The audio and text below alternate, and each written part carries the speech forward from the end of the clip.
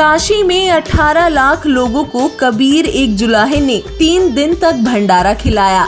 वही कार्य अब हरियाणा के एक संत दोहराने जा रहे हैं। क्या आपको ये विश्वास करने योग्य बात नहीं लग रही?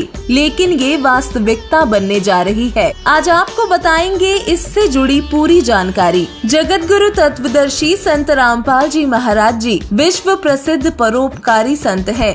संत रामपाल जी सच्चे आध्यात्मिक संत तो हैं ही, साथ ही अपने समाज सुधार के कार्यों के कारण भी जगत प्रसिद्ध हैं। उनके लाखों अनुयायी हैं। संत रामपाल जी कबीर परमेश्वर जी के 13वें पंथ के संत और वर्तमान सदगुरु हैं। भारत में संत रामपाल जी के 9 सतलोक आश्रम हैं। ये आश्रम आध्यात्मिक ज्ञान की खान है।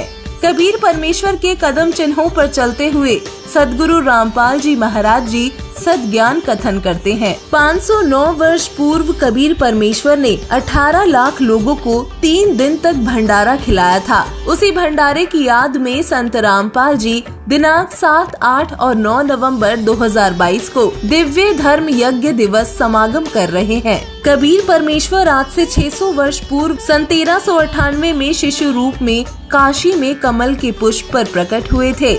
120 वर्ष तक जुलाहे की भूमिका कर तत्व ज्ञान दिया। 1518 ईस्वी को सशरीर मगहर नगर से सतलोक गमन कर गए। पृथ्वी पर रहकर परमात्मा कबीर जी ने अनेकों दिव्य लीलाएं की। इनमें से एक है केशव भंडारा, जो संत रामपाल जी दिव्य धर्म यज्ञ दिवस के नाम से मनाने जा रहे हैं। 600 वर्ष पूर्व कबीर परमेश्वर जी के 64 लाख शिष्य हुए थे, जिनमें से एक था दिल्ली का बादशाह सिकंदर लोदी। कबीर जी की ख्याति बढ़ती जा रही थी।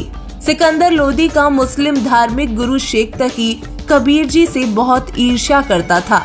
उसने कबीर परमेश्वर जी को मिटाने के लिए 52 बार प्रयत्न किए। परमेश्वर की समर्थता के आगे शेख तकी के सभी षड्यंत्र विफल हुए। शेख तकी कबीर जी के परमेश्वर होने की सच्चाई स्वीकार नहीं कर पा रहा था। कबीर परमेश्वर तीर की भांति दिल को छू जाने वाले ज्ञान को फैला रहे थे।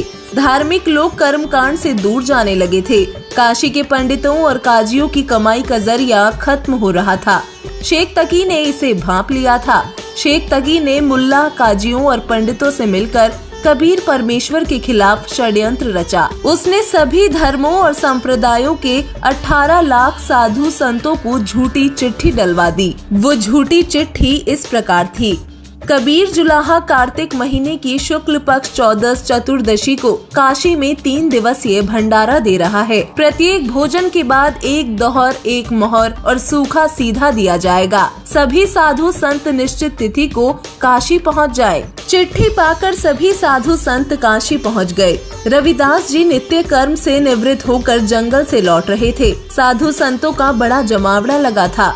रविदास जी ने पता किया तो मालूम चला कि ये साधु संत तो काशी के जुलाहा कॉलोनी के कबीर सेठ के निमंत्रण पर आए हैं। रविदास जी ने तुरंत कबीर परमेश्वर को सारी कथा बताई। कबीर परमेश्वर ने कहा, भाई रविदास, बैठकर परमात्मा का नाम ले, परमात्मा स्वयं हमारी रक्षा करेंगे।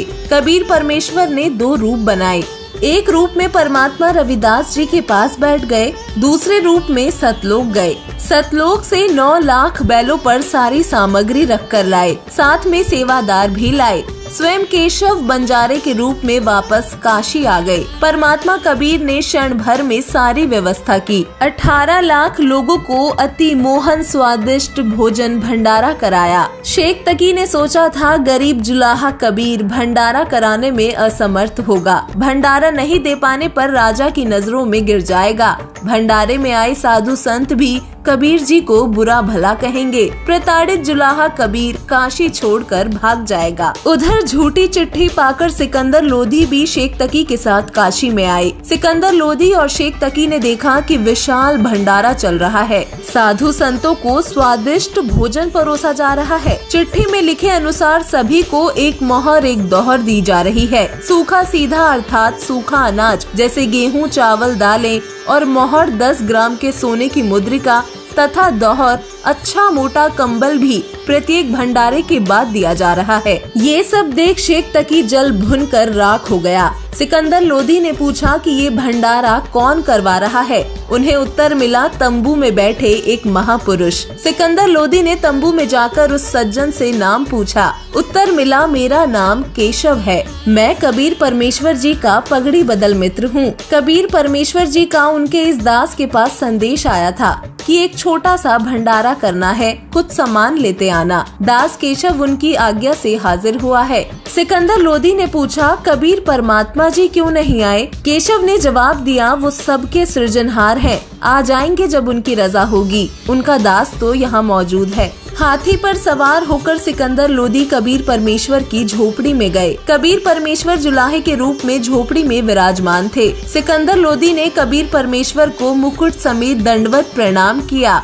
उनसे भंडारे में चलने का आग्रह किया। कबीर जी ने पहले मना कर दिया, लेकिन सिकंदर लोधी के अति आग्रह करने पर कबीर परमेश्वर भंडारे में चलने को उठे। उनके ऊपर आकाश से पुष्पों की वर्षा हुई। एक सुंदर मुकुट कबीर जी के सिर पर सुशोभित हो गया। कबीर जी सिकंदर लोधी और रविदास जी के साथ हाथी पर सवार होकर भंडारे में पहुँचे। बादशाह सिकंदर लोधी कबीर परमेश्वर पर चवर ढुला रहा था। कबीर जी ने भंडारे में सभी को दर्शन देकर कृतार्थ किया। सबने कबीर परमेश्वर की जय जयकार की। कबीर परमेश्वर ने 8 पहर यानी पूरे 24 घंटे सत्संग किया। केशव जी और कबीर परमेश्वर जी के बीच वार्तालाप हुआ। कबीर जी ने बताया कि वो स्वयं परमेश्वर हैं, पूर्ण समर्थ हैं, सभी कुछ उनका बनाया हुआ है। वो काल के लोक से अपनी पुण्य आत्माओं को मुक्त कराने आते हैं। नाम दीक्षा देकर मर्यादा में रहकर सद्भक्ति करने की आज्ञा देते हैं। विशाल दिव्य धर्म यज्ञ के माध्यम से सद्ज्ञान दिया।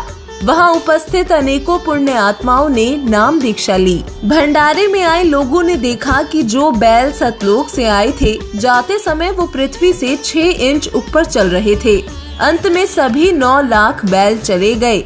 सिकंदर लोधी ने पूछा, हे केशव, आपके सारे साथी चले गए, आप रह गए। क्षण भर में सिकंदर लोधी ने देखा केशव जी कबीर परमेश्वर के शरीर में समा गए। सिकंदर लोधी कबीर परमेश्वर जी की सारी लीला जान गए। उन्होंने अनंत ब्रह्मांडों के मालिक कबीर परमेश्वर को नमन किया। कहते हैं इतिहास अपने आप को दोहराता है।